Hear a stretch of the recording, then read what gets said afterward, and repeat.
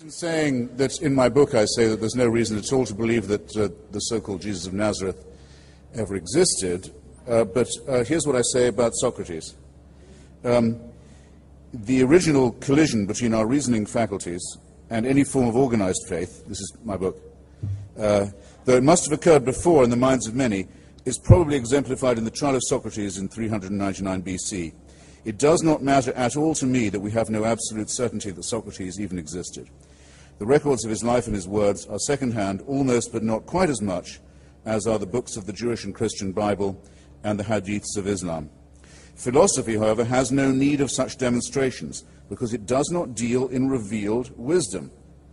Now, as it happens, we do have some very good descriptions of the life of Socrates that make his existence to me plausible, but it doesn't matter to me at all whether he was real or not. What matters is that someone advanced his method of reasoning, his testing of evidence against experience, his commitment to a certain kind of dialectical honesty, and that if it hadn't been him, it would have been someone else. So that's what's precious to me. And that he never said, you've got to believe in everything I say, or go to hell or heaven.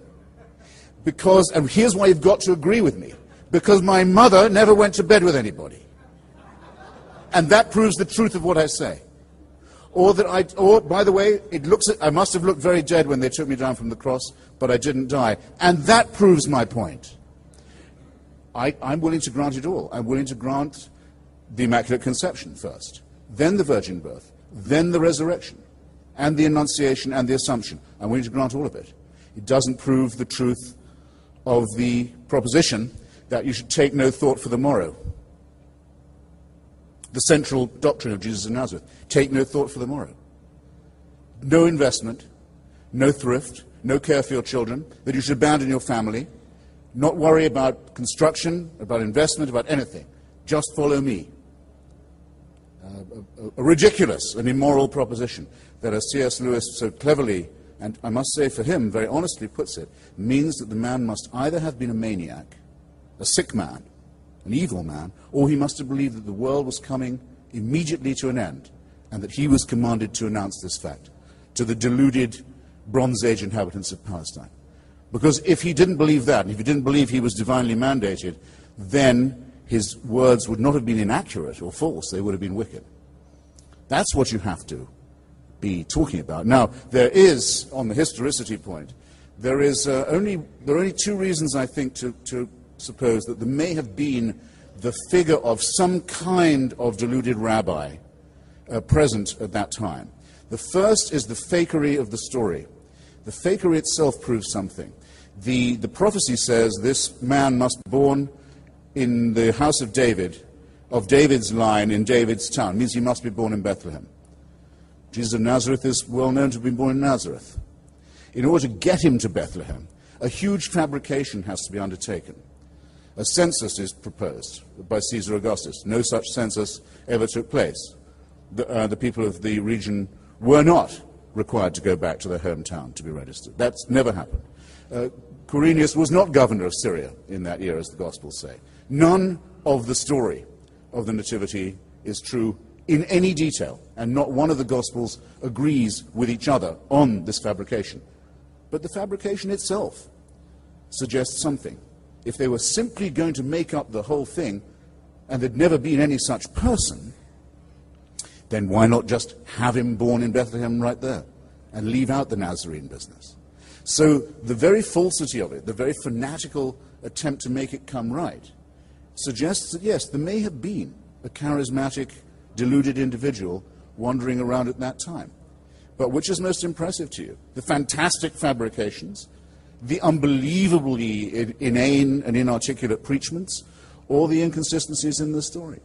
You could mention another thing about the resurrection. Most of the witnesses to this are women, illiterate, stupid, deluded, hysterical females, of the kind who in a Jewish court at that time would have had about as much chance of being listened to as they would in an Islamic court today. What religion that wants its fabrication to be believed is going to say, you've got to believe it, because we have some illiterate, hysterical girls who said they saw this? No, it's impressive to me. It's impressive to me that the evidence is so thin, and is so hysterical, and is so feeble, and is so obviously, strenuously cobbled together, because it suggests that something was going on. There was some character. And I don't want to, therefore, to profane those who think that no, that there must have been something, and say, no, there was nothing. This is not a whole cloth fabrication, but it is a very human and very intelligible and very pitiable, I think,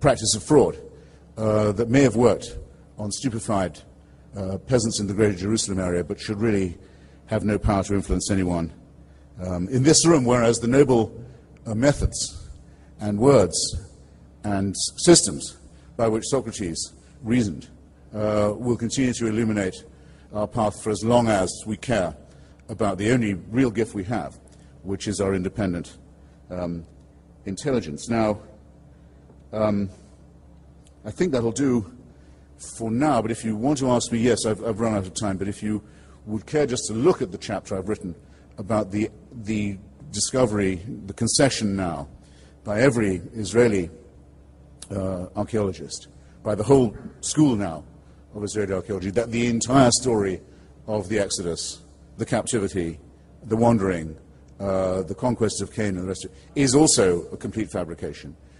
You will see a perfect collision between the two things that do allow us to make progress as scholars and intellectuals, the weighing of evidence against interest.